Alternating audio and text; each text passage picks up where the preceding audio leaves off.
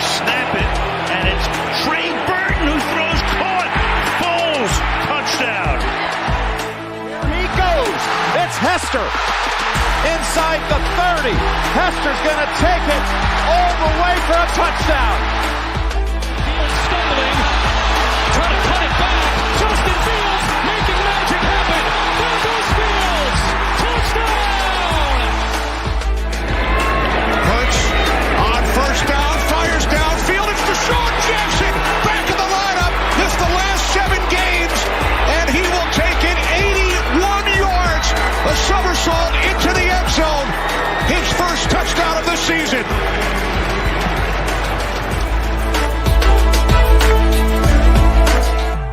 You're listening to the Pigskin Project, the world's #1 football podcast. Now, with more insights on all things football, here are your hosts, Ben Hansen and Ryan Matthews. Ladies and gentlemen, welcome to the trade deadline extravaganza, where a lot went down today. And Yes. We have our special guest and Matt here coming back on the show, stepping in again. It's awesome. We love having him. But It was like I just saw you, buddy. I don't know. Can't really hear him, but it's okay. There we go. Yeah, I gotta pick up the mic. I keep forgetting.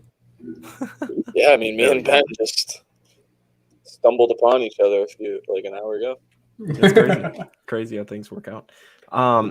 Pretty eventful day, and I mean, we really expected it to be as well. I think, the trade deadline is probably one of, if not the most exciting time of the year. And to be honest with you, I mean, I haven't seen the league this shaken up in a while, in just a year span. There's been a lot of improvements all around the league, and just for this episode in general, it's only going to be bonus content, so keep that in mind. Yes. But we are going to be covering every trade leading up to this, and not only that, but reacting to every single one of them, giving every trade some analysis, and then not only that, but then talking about what could potentially follow and the cool facts and everything like that. As we start, we have Kyle Gagliardi of Overtime Sports Network coming in here saying, can't wait to hear Ryan say the Bears are Super Bowl contenders now. I will get there, but I'm not going to say that. I will talk about his Packers, though. He said, hope you guys are doing well. Kyle, we do appreciate the, Yes. the support and everything that you are doing for us over there at Overtime Sports Network, for sure. The man, the myth, the legend is giving us a lot of support, helping us kind of reach out to a lot of people. And as a result, you guys should definitely go and check out his podcast as well. One of many over there on the Overtime Sports Network, the On the Mark Wrestling podcast as well. Definitely go and check that out. I personally love that podcast. They're live every Thursday at about 7:00 all the way to about 8:00. So right before just us, giving yeah. you guys the best. Yeah, it's always awesome to watch that. He said the Packers stink, and you're welcome. Glad to have you guys. We love that. Anyways, we're gonna go ahead and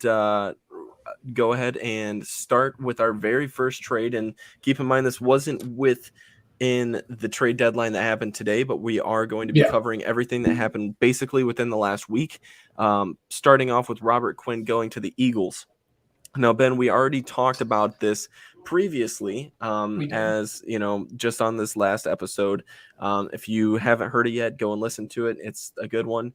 But yes, Robert Quinn got sent to the Eagles. The Bears get a 4th-round pick in return.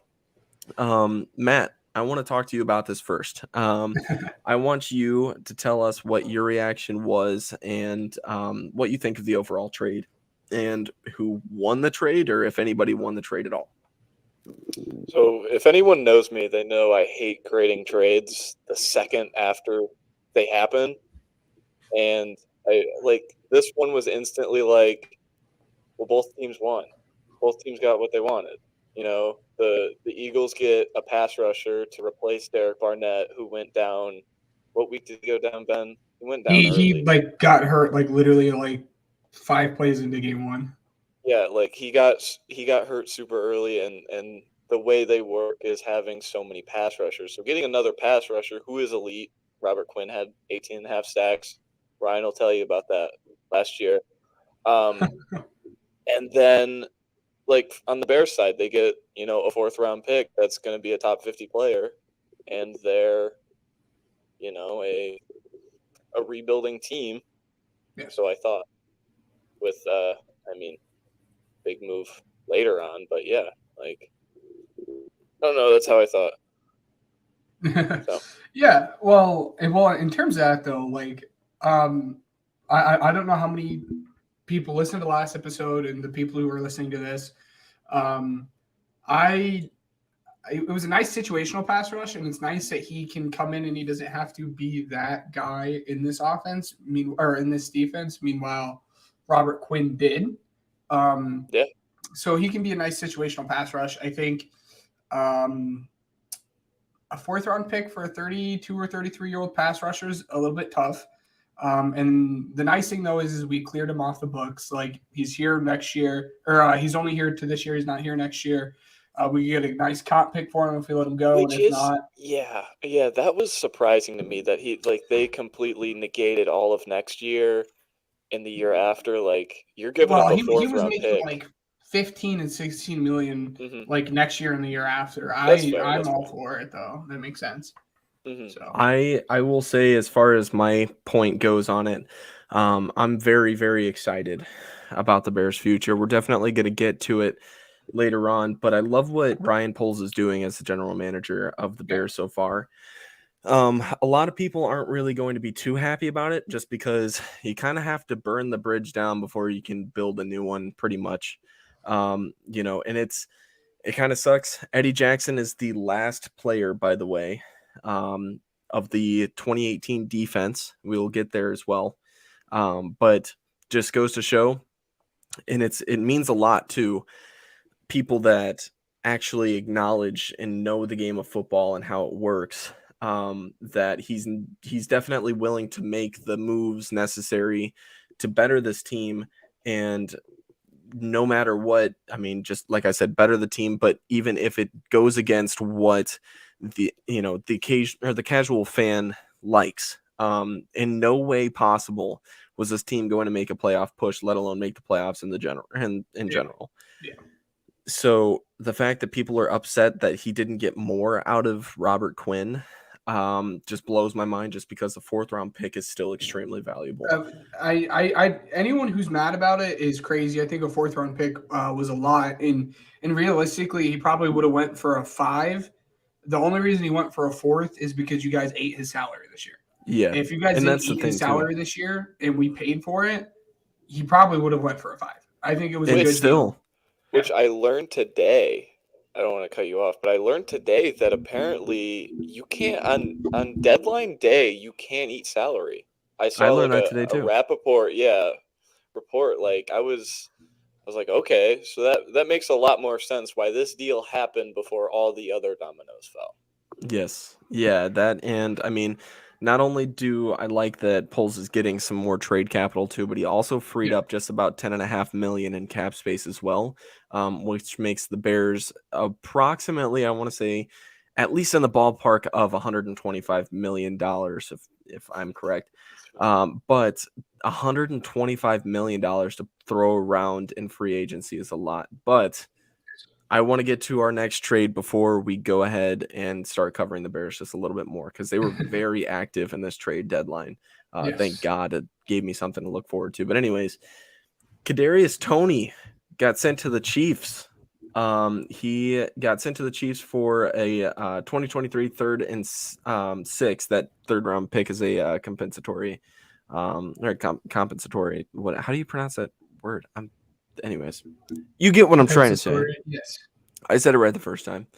So yeah, that third round pick, has to meet the qualifications in order to get that. But the thing is, I think the Chiefs are, and we talked about this, the three of us as well. I think that overall, this just shows that Sky Moore is not panning out to be the guy that the Chiefs wanted in general.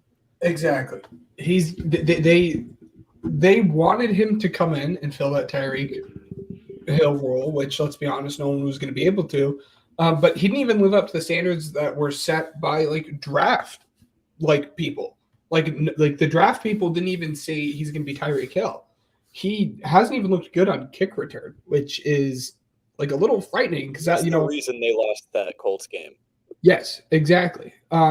It's a little frightening. Kadarius Toney can hopefully, we'd like to see him come in. I was a big fan of him coming out. I know Matt was a big fan of coming out, and I know Ryan was a big fan of him coming out. I love Kadarius Toney. Yeah. So hopefully we get to see, something more from him now that he's in a nice, high-powered offense. Matt? Yeah, I mean, it sucks for the Giants, but I get what they're doing.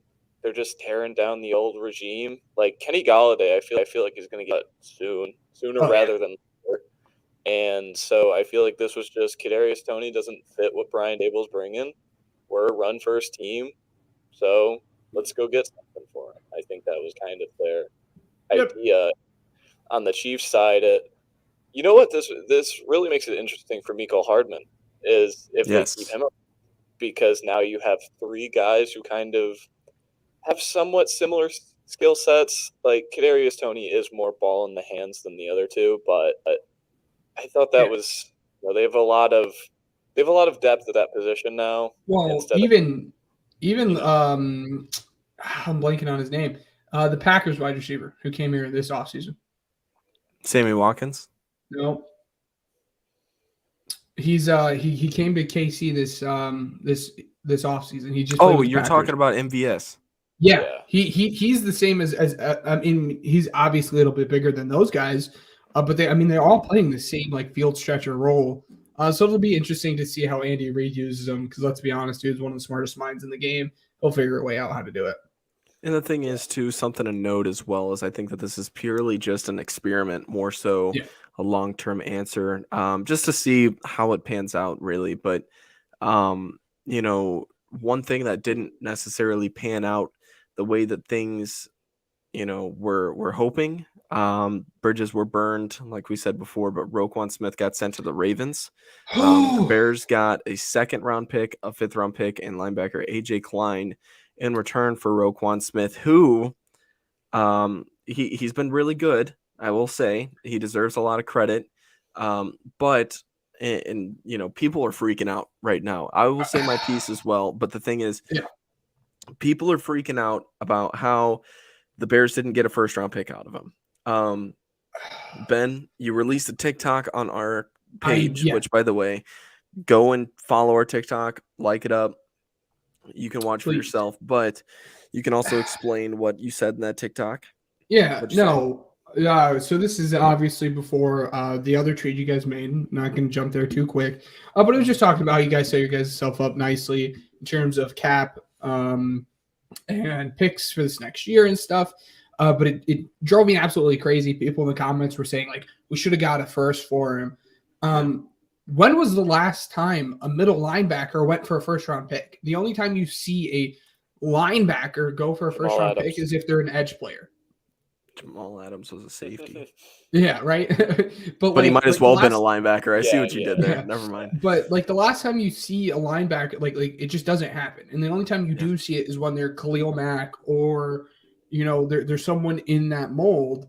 And Mack didn't even go for a first-round pick in the second trade. He did in the second trade, first the first one. Yeah. But that's what I'm saying. That's the only time that you see these backers go for first-round picks is when they're edge players. So it drives me off the walls that Bears fans are we should have got a first one. There's no precedent for that. Right. There's no precedent for a linebacker that's not an edge player to go for a first. I think a second and a fifth was awesome value for him. Oh, absolutely. Matt, what'd you think? I'm going to lump them all together. I love what the Bears did all deadline week. Oh my God. I don't want to jump. I'm not going to jump to the other trade. Hold on. I'm sorry. And I know this is a football podcast. Ryan, Kyle Schwarber just hit a home run. That's the fifth of the game. Nice. Sorry. There we go. Fifth of the game? Or fourth of the game. Phillies are up. They're really getting around. Anyways, yeah. My bad. Anyways, Matt, go ahead. But yeah, this was a great trade. What Roquan wanted. I remember I was one Absolutely. in the offseason, like, scrutinizing Ryan Poles for alienating Roquan Smith. And now as I dig deeper, I realize he doesn't have an agent. He wants set market money at linebacker. It's not, I don't want to say valuable position, but it's not a position of need for a rebuilding team to set the market. And so you trade him to the Ravens, you get a second-round pick, you get a top 60 pick out of him, because I don't think the Ravens are going to win the Super Bowl or anything. They could, but you get just another pick that helps you execute the trade that happened today and at a more valuable position. So kudos to the Bears, kudos to Ryan Poles. It was an awesome deadline week for them. No complaints here. And then for the Ravens, what are the Ravens doing? They haven't paid Lamar yet. He doesn't have an agent. Yeah. Roquan Smith is going into his last year. He doesn't have an agent. He wants set market money. It's weird. And you have to think that if they're giving up a day 2 pick, a premium day 2 pick, they want to keep Roquan around. This isn't just a 10-game rental like a Robert Quinn, maybe. So it concerns me. I get what you're saying too, but your boy Patrick Queen has just been awful there. Dude, he's so bad. He's so bad. You know who's good this year? Cesar Ruiz. Yeah. So, but yeah, I am a huge fan of this. Contrary to popular belief, it sucks to watch Roquan go. To be honest with you, he was one of my favorite players on defense, and I mean, we talked about this. Ben, we talked about this at the preseason game. Roquan's, I mean, he's the heart and soul of our defense. And it's going to be really interesting to see how the Bears play defensively afterwards. But the thing is, I mean, they got a second, a fifth, and linebacker AJ Klein in return too. So they have a little bit of an experiment going on with AJ Klein. Not saying that he's definitely going to fill that hole as much as, somebody huge would be, but the thing is, I mean, you have some young guys, and that's another point that I want to make too, is that the Bears are getting younger, and that's, not necessarily young getting, rid of Roquan Smith, but more so, I mean, Robert Quinn, you see going out the door. You have more young pass rushers and everything, and you have more potential for younger defensive stars to come in and be brought up by Matt Eberflus, and I'm very excited for that. And a lot cheaper. Yeah. That too. Well, Ryan, one thing too, I knew he made your guys' initial 53. Jack Sanborn. Yep. I knew that's where you were going. It's just a name to watch out for, but yeah. The next trade that happened, and I don't know if you have anything more to say, but I remember texting you guys where the heck are these trades at today? And then out of nowhere, I think it was 12 or 13 trades happened today, which is the most of any trade deadline in the NFL history. But the first trade that happened today was really, really perplexing. The Lions suck. I'm sorry. That was an awful trade. So the ones that he's talking about, by the way, TJ Hawkinson got dealt to the Vikings in an in-division trade that was pretty, you don't see those very often. And it's, I also made a TikTok about that one. I hope you guys watched that one. I put a lot of effort into that. But, another in-division trade between the Vikings and a division rival. I don't understand how they're able to negotiate with division rivals like that. But, I mean, they're doing one heck of a job, man. Yeah, and in the compensation for that, for those who are wondering, it was TJ Hawkinson and 2 fourths for a second and a third. So they obviously their picks got worse, but they didn't lose any picks, which is super important. You got a tight end who is right there on the 10 mark, probably a little bit ahead off the top of my head. But a tight end coming out that we thought Duke could be the best in the league, and now he's playing in a very, very high-powered offense where we could see him take that next step.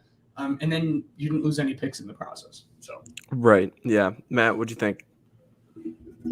I mean, it's a bad team selling and a good team buying. That's really all I thought from this trade, and it's weird that it is interdivision, but it's just who's going to give us the best compensation. And the team who just lost, because it was Irv Smith, I think he's going to IR, so it makes sense that the Vikings were willing to give up the most. And now you have, the Vikings are saying we have a stranglehold on this division this year, so let's just keep going, all gas breaks. So I like the trade for both sides. I think giving up fourth is weird on the Lions' end, but if it gets it done to get, what was it, a second this year and a third next year? Yeah, the full details, it was Vikings sending a 2023 second-round pick and a 2024 fourth-round pick to Detroit in exchange for Hawkinson, It was 2 fourths. Fourth, and a 2024 conditional fourth. Yeah.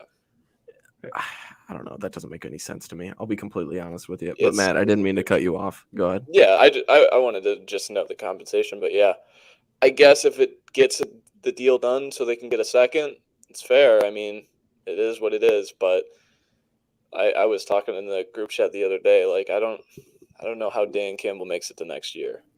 I really don't. It's going to be tough. Yeah. And for the Lions to have that good of a scoring offense, to give up a key piece in that offense, it has to be a little bit concerning, right? If you're a Lions fan, like, especially because TJ Hawkinson, I mean, he could block as well too, right? So, I mean, you got to be thinking, how much does that affect Jamal Williams and DeAndre Swift as well? On those outside, runs and stuff like that too. You have to think about that. And I mean, overall, your season's not really going too far, but I mean, TJ Hawkinson helps. I mean, I imagine he's their leading receiver too. Like with Amon-Ra missing 2 or 3 games. Yeah, he probably is. He's either there or it's either him or he's darn close to it. Yeah, like I don't know. Good for the Vikings. Yeah, just adds another. So yeah, no, I mean the Vikings too. I mean, holy crap! What do you think this means for Irv Smith? I mean, well, he's hurt. I mean, he's hurt 6 to 8 weeks, and he just hasn't been the guy that they expected him to be. But I mean, they had to go out there and get themselves a guy to fill that role, and they did more than just a role player. That's for sure. Yeah. So next up, we have the most exciting trade of the day for me, at least. The Bears got Chase Claypool for a second-round pick, and it was Chicago's own pick. We'll get to why that matters later on after we're done covering the rest of the picks. But I want to say this. So for a 6'4", 240-pound wide receiver, this is exactly what you're looking for if you're the Bears. And somebody else said it in a TikTok that I watched earlier. I completely forgot. Otherwise, I would have totally give them, their credit. But they said he has a lot of untapped potential. Whether or not people want to, bring that up, think about it. So since 2021, who has he been able to play with as far as a quarterback goes, right? So you've had Ben Roethlisberger, and he has really been playing at the best of his level. And then, you also have Kenny Pickett and then Mitch Trubisky. Unfortunately, in training camp, and this is what concerns me a little bit as far as this narrative goes. I mean, George Pickens beat him out for, wide receiver 2. And then you have Deontay Johnson and wide receiver 1. So, like, that leaves Claypool at 3. Why is he not higher up on that depth chart if he is as good as people are making him out to be? You got to play devil's advocate with it as well. But if you are the Bears, I mean, he's fast. He can move to the ball. I mean, he can create the separation needed and everything. This is exactly what they need from a wide receiver standpoint in a dry free agents class for this upcoming offseason as well. The draft looks pretty promising, and but the thing is like when you have so many needs on offense as far as the offensive line goes, and now you have a couple holes on defense that your defensive line needs help as a whole.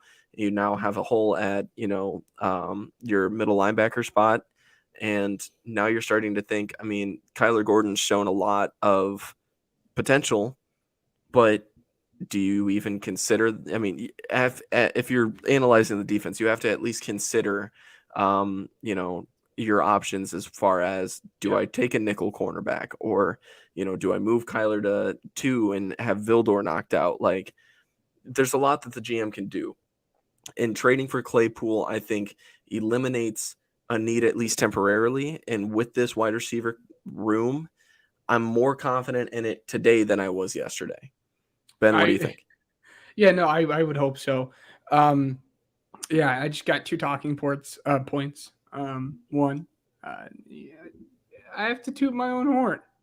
Yes. I called this. What episode are we going to be recording tomorrow? 51? Oh, no, we are going to be recording 42. 42. I was off by 42. 9 weeks ago, I said something about this before it was even out there, and now here it is. But anyways, it's I had a tough time putting a grade on this one. A second for Claypool is a lot. That's a hefty price. I don't think Claypool is a second round. Like, he's not worth a second round pick. But that being said, you guys needed help, and this was the option. You're like, I saw Matt tweet it. The only other option out there was Calvin Ridley, and he's not playing this year. So this was your option, and it was a trade you guys had to go out and make. So it was a little hefty in compensation for him. But at the end of the day, you guys got better. Your receiving core is better. And hopefully now this gives Justin Fields another target to help him develop. So you can't knock it too much. Yeah, no, for sure. Matt, before I get to you, I want to play a short little clip of what Ben was talking about. This is strictly hypothetical. Again, this is just something that I've thrown out here. We've seen coming out of Steelers camp too, that George Pickens, reporters are saying that he might overtake Claypool as wide receiver too, which would be really, really fun, because then at that point Claypool's going to be like, hey guys, I want some more targets. I don't want to be here. Which I don't think Demont would. Steelers have no reason to want Demont. But just right now, again, I don't know anything. Just I'm looking at the landscape of the NFL. I think, and he would be an awesome fit alongside Darnell Mooney too. So you guys, you guys could end up trading the Steelers wide receiver, not quite the guy that you thought, but that would be fun to see. I would love to see that. But anyways. You got to give the man some credit, right? And I'm sure you had the same reaction too when this happened. For sure. And the thing is too, like, it's insane because I just want to give our podcast a little props, because that wasn't the only call out that we've had on this. So if you want tip-top analysis and you're listening for the first time, keep following. That was episode 33. So yes. You're thinking about, he was talking about camp 9 weeks ago. Ben called it. He called it 9 weeks in advance. Crazy. Anyways, Matt, what were your thoughts on the trade? So I'm going to start this by reading out some numbers, both from the 2023 free agent class and Chase Claypool's combine numbers. Chase Claypool is 6'4", almost 240 pounds, and he ran a 4.42 in the 40. He jumped a 40 in vertical, and he jumped a 12.6 broad. That's explosion. That's monster size. And let's talk about, we always talk about the Bears and how much money they have. Well, let's look at some of the names who are going to be out there in free agency at the wide receiver position this year. The guy with the most snaps is Mac Hollins, Paris Campbell, Juju Smith-Schuster, Noah Brown. Do any of those guys compare to him? No. Now, here's the thing, though. I will say I would like a Paris Campbell signing. That'd be pretty cool. He's been doing pretty solid. Paris Campbell is what he is. He's a nice little complimentary piece. He's that wide receiver 3, Quez Watkins for the Eagles. Perfect comparison. But Chase Claypool has a lot of untapped potential, I think. You mentioned it. He has insane size. He has the potential to be amazing, and it's in comparison, what could they have gotten better? There's no, DK got extended. Deontay got extended. extended. Debo got extended. Terry McLaurin got extended. There was nobody really else out there for It's the time to make Chase Claypool one of those guys among the names. There's a possibility that could happen, and that's why I really like this deal, because the more and more I look at it, because a lot of people, right when it happened, were like just poo-pooing all over it. They were like, "Oh, that's way too much. That's a top 40 pick." Yeah. You're gambling on potential. It's the same way when Kyler Murray got extended. Yeah, he's not worth that much now, but he could be. He could be worth that. But the thing is, too, some of the people that I saw on Bears Twitter that are saying that they gave up too much were the same exact people just a couple years ago that were mad that the Bears didn't use their second-round pick on Chase Claypool in the draft.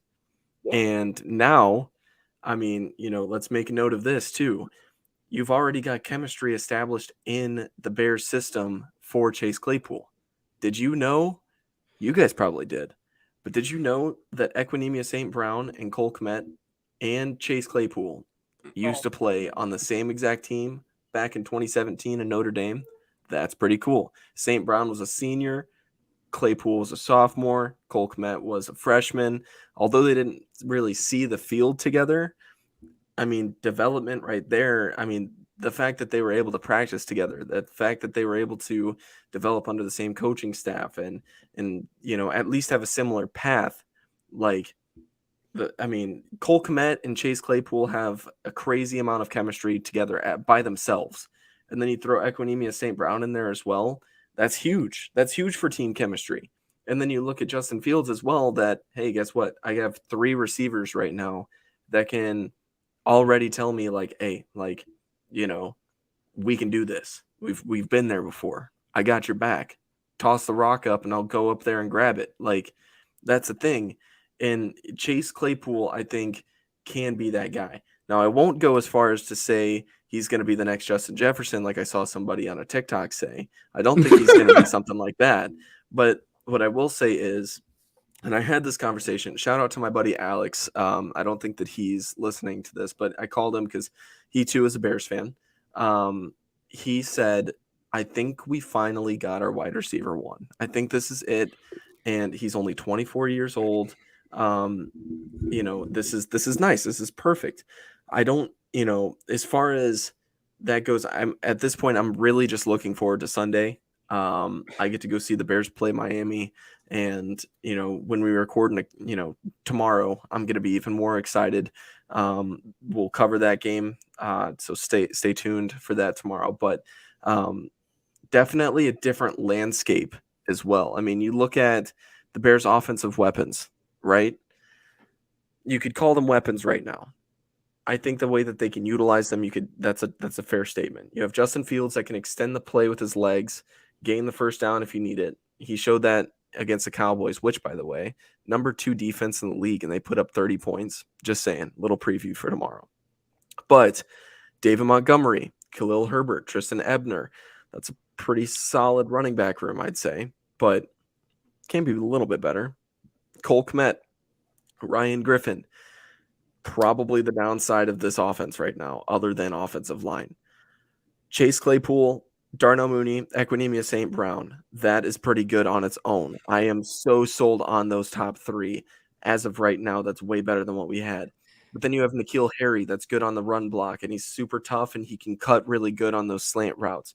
You have Velus Jones Jr. that you can utilize in sweep plays and stuff like that to where, that's huge too. And we still have yet to see Byron Pringle in a Bears uniform, who has fallen down the depth chart as a result. You've got potential to set these guys up and have a better thing. But the thing is like Justin Fields has flourished with nothing. You throw Chase Claypool into that offense, it looks pretty solid. Ben? No, flourish is not the word to use. I'm pushing back on that. Flourish is not the word to use. And yes, he helps your guys' offense. At the end of the day, though, I still think you guys probably still have the second worst wide receiving group in the league, maybe behind the Titans. I think it's a good look. And I think now this allows you guys to pretty much almost forces you guys to take an offensive lineman in the first round this year, which is nice. Yeah. But you guys are still going to be like a 5-6 win team this year. So I don't want you to get too far in front of yourself. Which is completely okay. Yes. If you learn more about Justin Fields. Absolutely agree. That's what this trade was for. That's what that's the route they took. Yes. They said, we invested in defense. Let's trade these veteran defensive pieces who we're not going to pay and we don't want to pay, and turn them into offense. So they did. And it's just it's a great job. I was watching Ryan Poles, and one of the things that he does that really impresses me is that he holds himself accountable for every decision that he makes.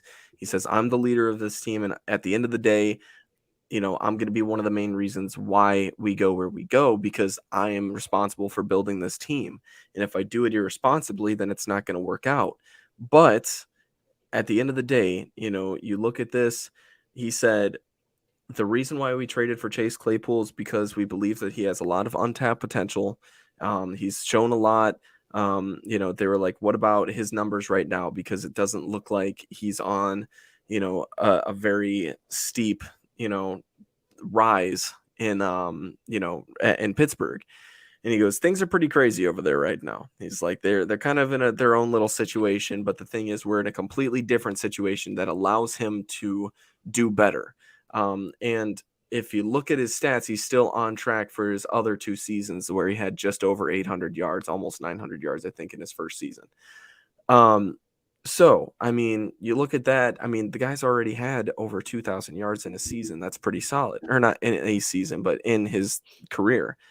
But the reason why he said that he traded for Chase Claypool, the main reason is to let him develop with Justin Fields as far as chemistry goes, and to improve Justin Fields' confidence as we go forward in the game, which is huge. Ben, we've talked about it on the podcast before. At the end of the day, if you win a solid 3 or 4 games a season, right, which they're pretty much already there, but even if you win 5 to 6 games, if Fields underperforms, there's a chance that his confidence takes a hit and the quarterback's ruined. I mean, he's a very delicate – that whole position is a very delicate position. But the second that you give him one tiny little piece like Chase Claypool to let him develop around that, and then in the offseason, improve his offensive line, and then maybe make another move for a wide receiver, maybe not as big of a name, but like another pretty decent depth piece like a Polaris Campbell that we talked about that's a solid 3 option. Maybe you do something like that to where, hey, guess what? We believe in you as our quarterback 1, which is a huge part that I think had a play in this that we have yet to mention. Justin Fields is the quarterback of the future in Chicago. I don't think there's any doubt in my mind that they believe that internally. But you start thinking about it, now that they're investing on that side of the ball, he has weapons. He has Darnell Mooney, he has Chase Claypool, Equinemius St. Brown is a solid 3 option. You have David Montgomery, and you have a rising Khalil Herbert. That's pretty solid. Tristan Ebner had a pretty decent showing in the preseason. So far, what we've seen in the regular season as well when David Montgomery was hurt. I mean, they believe in him. He has the pieces to at least progress in his career this season. And next season, it looks like, look, man, if you don't flourish under what we're about to do for you, maybe we should go a different direction. But as of right now, I am so set on Justin Fields being the quarterback for at least the next 2 years. I'm okay with that. Do you think we should move on now? I think we spent a lot of time on this one. We can get back to it. What do you think? Yeah. William Jackson got traded to the Steelers. The Commanders got a conditional 6th in 2024 for Jackson and a conditional 2025 7th rounder.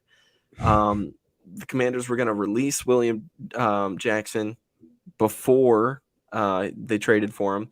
The only reason why the Steelers traded for him is really to just get first grab. Guys, what do you think about this one? I feel like we don't really have to touch too much on this one. There's not too much there. Honestly, my biggest takeaway is I think we live in like the era of conditional picks now.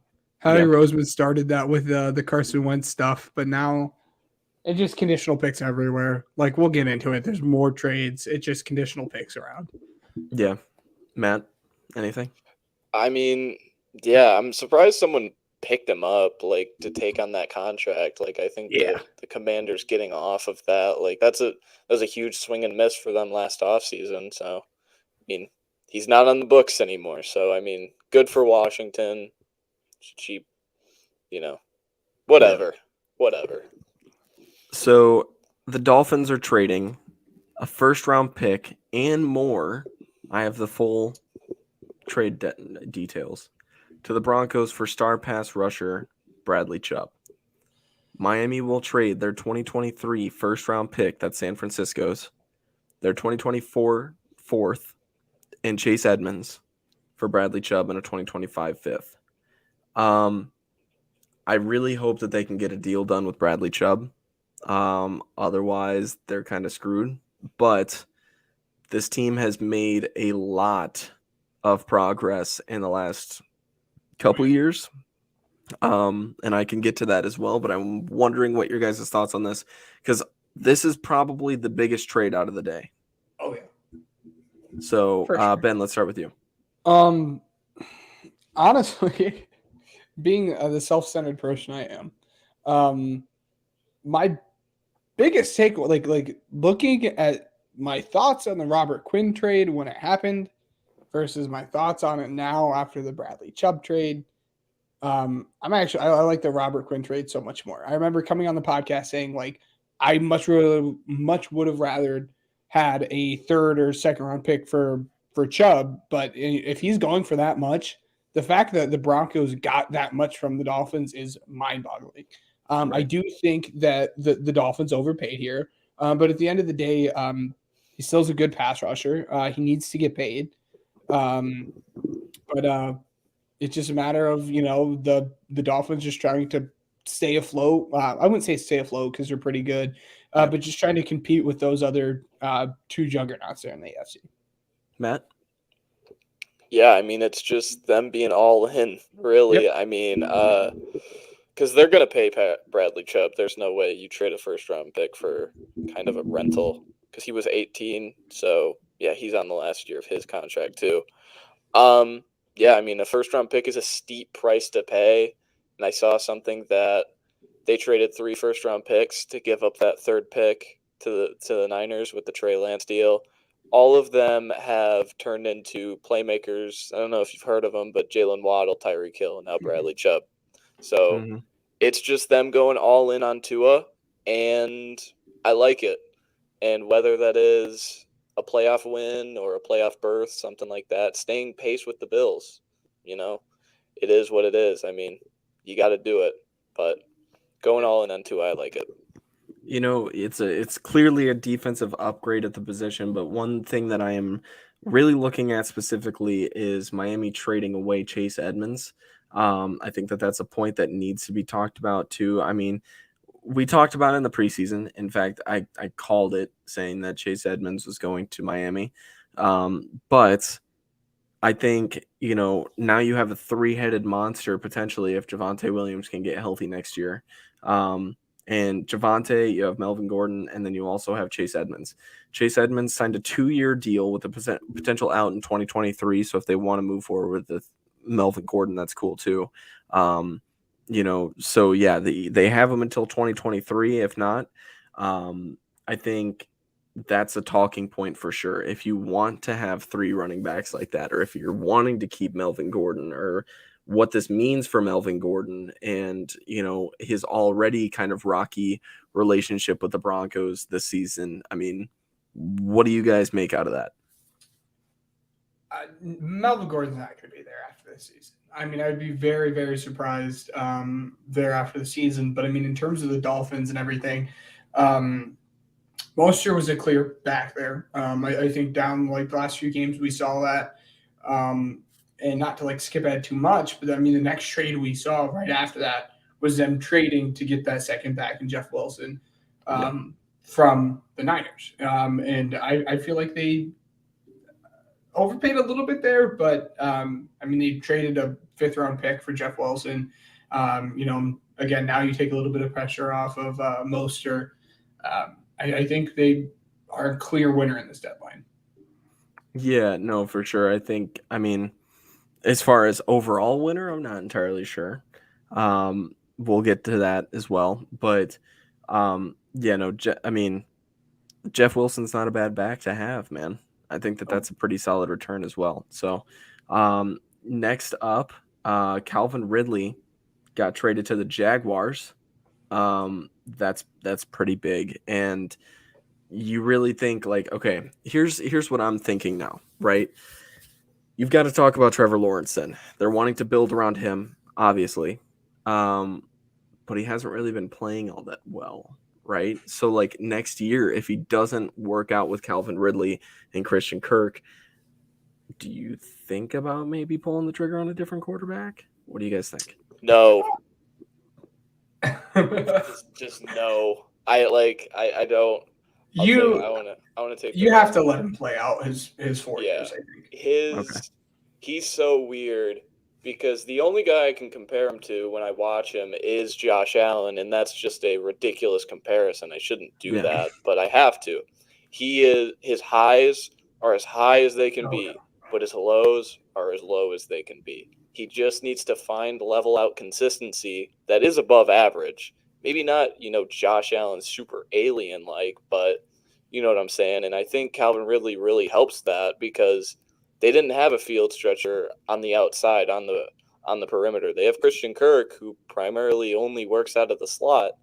Now you get Calvin Ridley in one of the weirdest trades they described. So it's a 4th round pick in 2024. But if he meets incentives, it's a 3rd, and if he gets extended, it's a 2nd.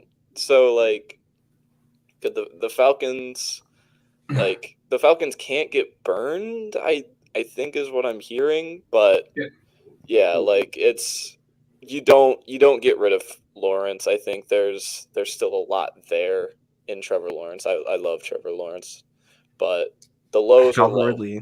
Calvin Ridley's a pretty solid option though, and something to look at too is that his age. He's an old guy. He was an old guy coming out of college. He's an old guy coming, yeah.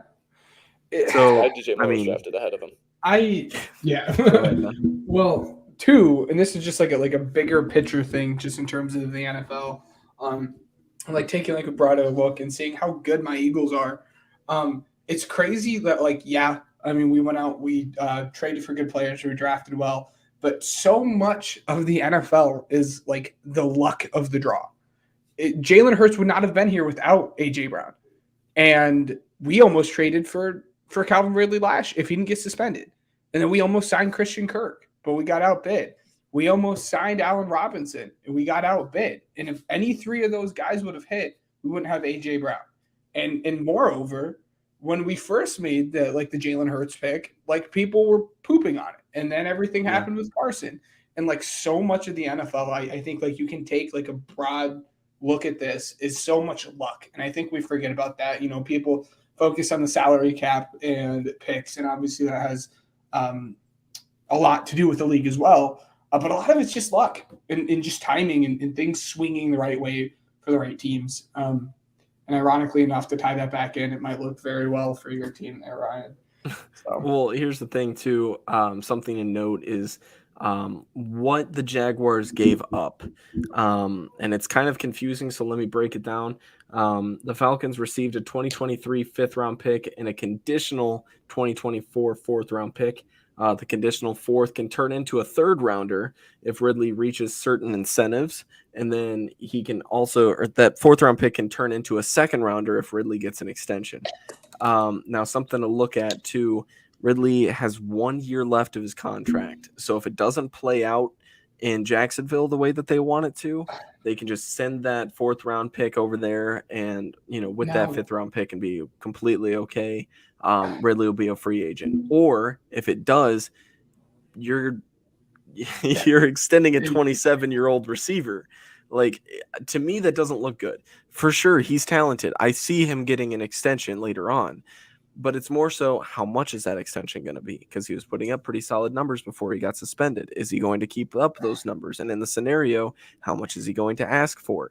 And then you're looking at maybe a 4-year deal in which he's going to be 28 years old. That's going to be a 32-year-old wide receiver who normally at that age you don't get to see a lot of money if you're a wide receiver in the NFL. That's 32 years old.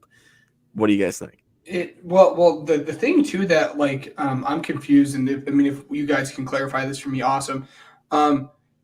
If he comes in the next season, doesn't hit the incentive, let's say he like stinks it up, no one wants him, and the Jaguars can get him for cheap. Does that just skip over the 3rd round pick and then just jump right into that second? You're saying if he still gets an extension but doesn't hit the incentives? Yes. But doesn't hit the incentive, they still have to give up the it's a 2nd round pick.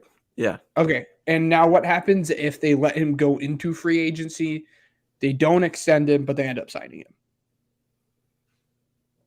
I mean, technically at that point it would be an extension. Yeah, not if he hits the market, I don't think. Well, yeah, no. If he doesn't, if he's in unrestricted territory, then yeah.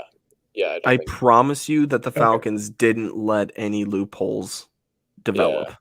Yeah. No, but I'm saying if he's unrestricted and he hits the market, and let's say he hits the market, no one wants to sign him, and the Jaguars signed him for $6 million for a year, and he was sitting on the market for 2 weeks. I don't think they give up the 2nd round pick at that point. If he's an unrestricted agent and he hits the market, like I don't think that counts as an extension because they didn't sign him to it in the middle of the season. I think that's a whole new contract. It's not an extension on the contract. I still think that it would be considered an extension or at least fall into that conditional pick territory. Probably the conditional pick I could see, but because I mean I don't know. Anyways, next up, I should say last. I just want to. Yeah, of course. Something is that like if they extend him, the amount of receivers they have, like the money tied into this year, is insane. Because they signed Christian Kirk for a big contract. They signed Zay Jones they overpaid Zay Jones, kind of. They signed Evan Ingram, who they're exclusively running out of the slot, so he's a receiver. They have Jamal Agnew, who they work into the system, and now you're working in Calvin Ridley, who probably should demand money than all of them. Yeah, that's a lot tied into it. So I am, and here's a guy who, the next time he plays football, it'll be, I think it's like 20-something months since the last time he played football. That's insane. Like, that's concerning. It's a risk. It's a big shot by Balky, but I think if this doesn't work for Trent Balky, he should not come back. This is his last. Balky shouldn't have came back last year, though. We know that, but hit on, you look at some guys who weren't supposed to be this good are, I feel like he got scrutinized for the ETN pick, and ETN has so much burst and explosion, and he's more than a running back. Another receiving weapon.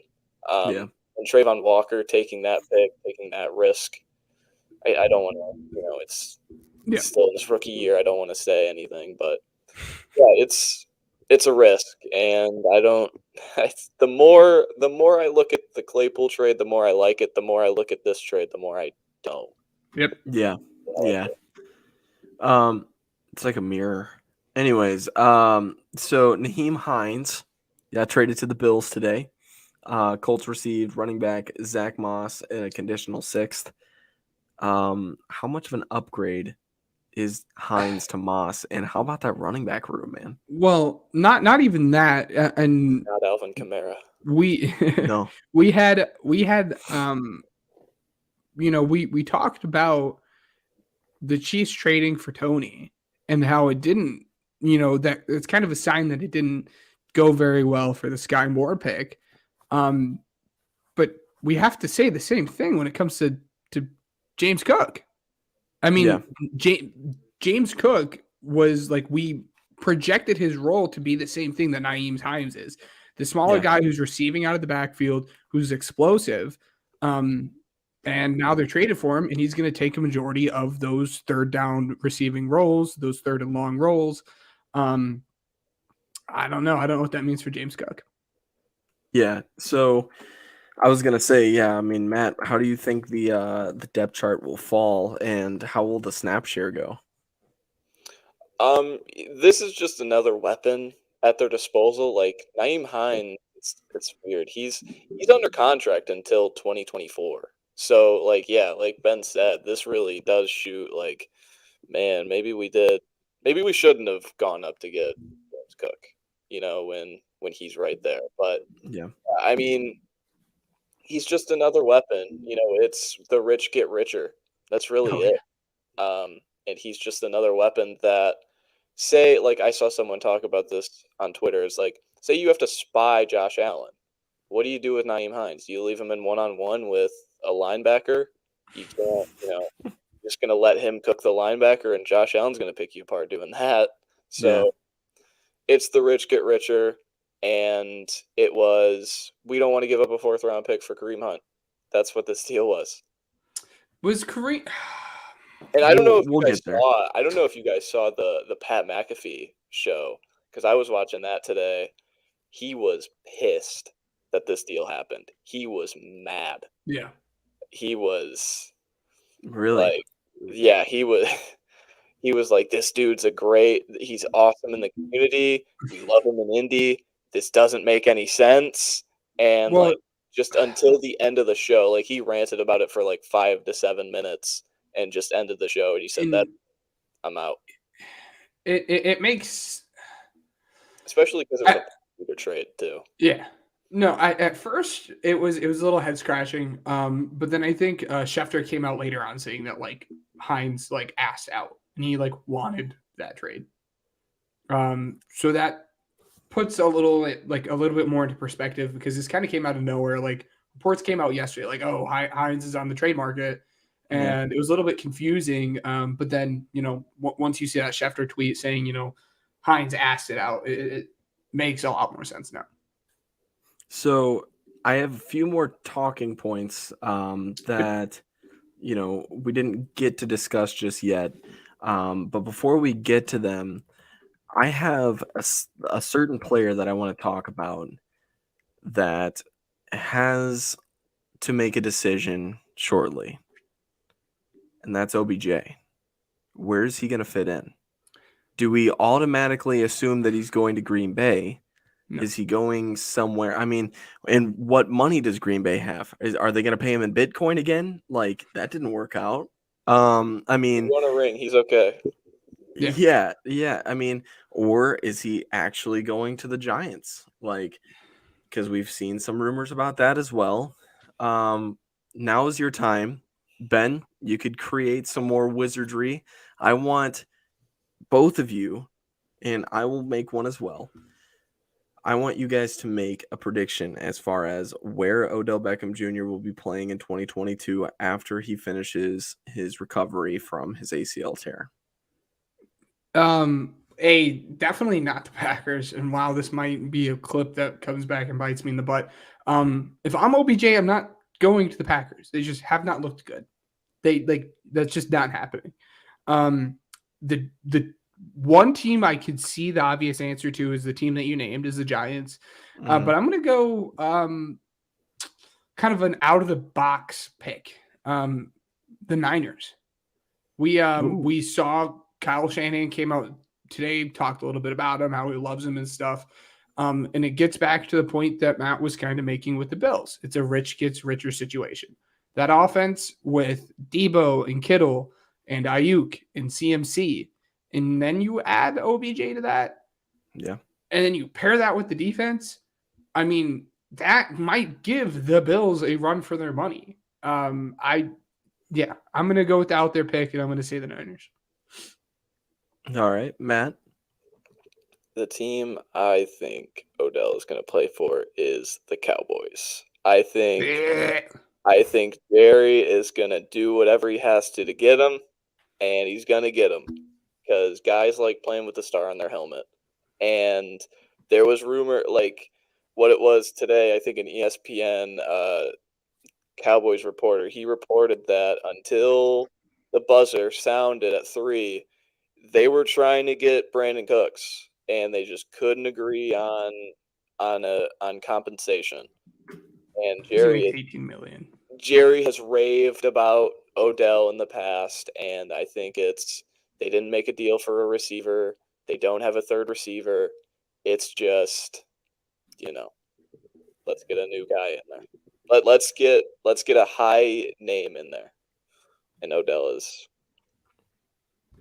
biggest name. So the way that I'm looking at it, right? There are a couple options in which, I mean, I don't know. I could see him going a lot of different places. I mean, a lot of them make sense. I mean, the Cowboys, I didn't really think about it when, I mean, I could see it. I could see it. And I have one idea, and this just throws together all of my, my ideas as far as where it will go. But this is what I'm going to do. In order to make my decision easier, we're going to spin a wheel, boys. We're going to spin a wheel. I have the Browns, Cowboys, Chiefs, Rams, Packers, and Giants on this, right? I just want to say this. Personally, I think the Giants are going to be picking him up. I think this is what's going to happen. He's always wanted to win a ring in New York, and that's going to help them. But I'm going to go ahead and click this thing, and this will be my pick. And we'll see how it goes. Hey! Oh, all right, Cowboys. All right, cool. Because I was cool with the Chiefs as well. It was pretty close. Yeah, so that's one thing that I wanted to talk about as well, because it's definitely interesting. And you have to look at, I mean, we just talked about it. The Packers almost got Chase Claypool. Almost. They offered a second-round pick to Pittsburgh. But the Steelers decided the Bears had the more valuable second-round pick, and they went with Chicago. Let's note as well that they had no intentions of trading away Claypool, but they did. And the Packers did not get stronger this trade deadline. I mean, what route do you go here? You have to think about drafting one, right? Yeah. No, that's the obvious move, I think, is drafting someone. But yeah, no, them not like going out there and finding someone, I thought they probably should have been in the mix for Cook. Obviously we saw them in the books for Claypool as well. Yeah, I'm just surprised they didn't go out and trade for someone. They're just not looking good, man. They just needed to do something. They just needed to do something. Like if you're in a bidding war over Chase Claypool with the Bears, you have to win that. Yeah. Like, especially if you're the Packers. No, but if you're anybody else, first round pick. It means more to you. Like, this is another receiver that the Bears won over the Packers. Remember Allen Robinson a few years ago? Like, I don't know. Like, they needed to do something. And maybe a second and a fourth, but you can't give up a first. They couldn't, they couldn't give up too much compensation. They couldn't, because of the final day, I was going to say, like, get Brandon Cooks, but you can't eat cap. You have to take all that on. And with that Aaron Rodgers contract, you can't do it. So I don't know. Do they just hope and pray they get to 9 wins and they sneak in the 7th and they say the NFC is bad enough, we could run the table? Because we did it in 2010. We did it, 12 years ago. Yeah. I don't know. They should have done something, and they didn't do anything. And it's the same old Packers. And if they don't make the playoffs, which is really likely, they need to make a change in GM, because this GM just doesn't have balls that other GMs do. It's crazy. It's almost like somebody said that the Packers wouldn't make the playoffs.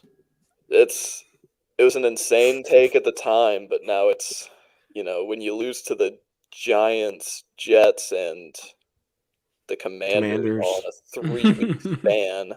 Like, I'm not going to give them too much flack about the Bills loss. They covered, so good for them. But you can't win. You can't lose to those 3 teams in back-to-back-to-back weeks and then go, yeah, we're fine. We're just going to run the ball every time. Because that was what they did against the Bills. Yeah. And they it were establishing kind the of worked a run little down bit, maybe. 17 points. Yeah. Well, oh man, just got to say, my Bears are playing the Bills later on the season, and I might not even watch that game just because it's going to be a bloodbath. Like, literally. If Justin Fields looks good, like, feel good. Like, honestly, No. I am one who the is defense is what I'm concerned about. Yeah, They're I going to am sling one the rock. who is really like, there is good in failure. If Yeah. you don't have to win the game to see a plus, Yeah.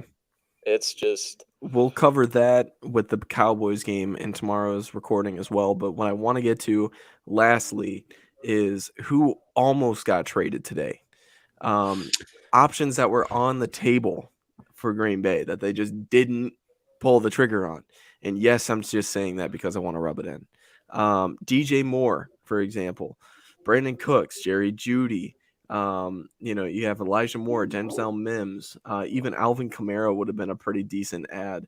Nelson Aguilar, Kendrick Bourne, all those guys are wide receivers that didn't get dealt. And then you also have Kareem Hunt, Greedy Williams, Cam Akers, Josh Allen, Brian Burns, who, by the way, the Rams offered the next 2 first-round picks for the Burns, even though I have no idea how the Rams still have draft picks to begin with. them picks.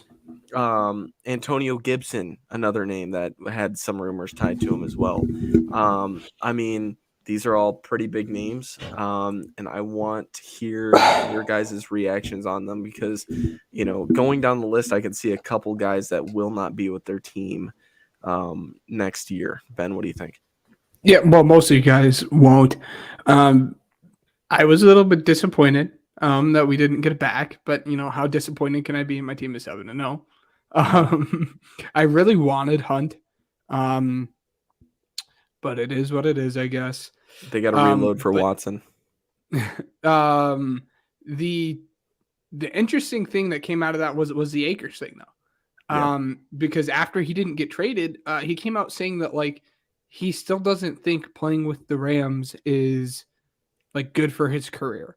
So I wonder if he just sits out and he forces the Rams to say, "Cut me. I'm not playing for you." And I think that might be the first time we see that. I don't know how often that actually happens in the NFL. So it'll be interesting to just monitor that situation throughout the rest of the season. I want to add David Montgomery to this list as well because he had some rumors surrounding him. He was not going to get traded. But, I mean, there was potential for it. I'm just saying, generally, these guys had some trade, rumors going around about them. Matt, what do you think? I mean, the one I'm most surprised about is Kareem Hunt because where are the Browns going? They're not going anywhere, and he's gone. You already extended Nick Chubb. You can't pay another Kareem Hunt doesn't say premium back, but the common conception around the league is that he could start for a lot of teams. And if he would have gone to the Eagles, who were 6-0, he'd probably be the starter or at least a 50-50 share with Miles Sanders. Oh, yeah. So that just didn't make any sense. Like, it's rumors that they were asking for a 4th. Just suck it up and take a 5th. Get something, because he's going to leave. He's coming. I don't think he's coming back. Same with Greedy Williams. I thought the Browns should have been more sellers than they are because they have to deal with the massive contract that comes with, the Predator they signed. So, yeah. See, another one you didn't mention was Isaiah Wynn. A left tackle. I thought he would be someone that someone would, trade for, to left tackle. It's a starting caliber left tackle who is on the last year of his deal. Get something for him if you're Bill Belichick, but I got nothing really. I mean, no one could really make the money work with Brandon Cooks. And the thing that's why I'm not mad about Brandon Cooks not getting traded is because every year until he does, it'll be in, last year it was in the rumors. This year it's in the rumors. Next year it will certainly be in the rumors. Like, he doesn't, he's 30. He's a good receiver, and, he's still under contract until like 2024. So yeah, they can one of the just guys use this next that you didn't mention, either one of you, Brandon Cooks. I mean, the Texans were exploring a trade with him to see, what made the most sense, and he didn't end up being dealt. What are you smiling about, Ben? Didn't Matt just Matt just spent Matt, that's who Matt's been talking about for the last 2 minutes. I thought you just said somebody else. Was it a nickname? He said or something? Brandon Cooks. No, Yeah, I said Cooks. he said Cooks. Okay. It's okay. Oh, well, no, okay. We'll talk I about that. swear to you, I thought that there might have been like an audio. I did say Isaiah Wynn and then quickly. and then went into Cook. Oh, yeah. But yeah, that's okay. Well, yeah, then Brandon Cooks. Yeah, no. I mean, that's fair. Yeah. They, I mean, that's somebody that I'm pretty surprised about. But Alvin Kamara as well. No, Alvin Kamara was never. If they would have lost to the Raiders, there would have been concern from me. And I would have traded a for him. It's I guess we'll never know moment from me. Well, I would have traded you a 4th and Miles Sanders deal. The thing is, I would have laughed. Somebody like the Eagles, we would have taken it. Somebody like the Eagles would have really loved a player like Alvin Kamara. Clearly, I mean, Kamara is a beast. And especially because, I'm just saying somebody like the Eagles because the Eagles are contenders. You got to think, any contender right now could use them for the second half of the season and even the playoffs. The Saints, what they're going into is, they don't have all the cap space in the world. And then they have to deal with a little bit more of a suspension for Alvin Kamara following what happened at the Pro Bowl as well. If you're going to miss him for a year, you might as well trade away the cap space, start a little bit fresh, see what else you can get out there. Maybe try and see what, a Kareem Hunt can do for you later on in free agency if possible. So those were really mine. That and Elijah Moore and Denzel Mims as well. I know that they said that they weren't going to, process that trade request, but other than that, I mean, and Kendrick Bourne too. We need to talk about a little bit of Kendrick Bourne too. Several rumors surrounding him.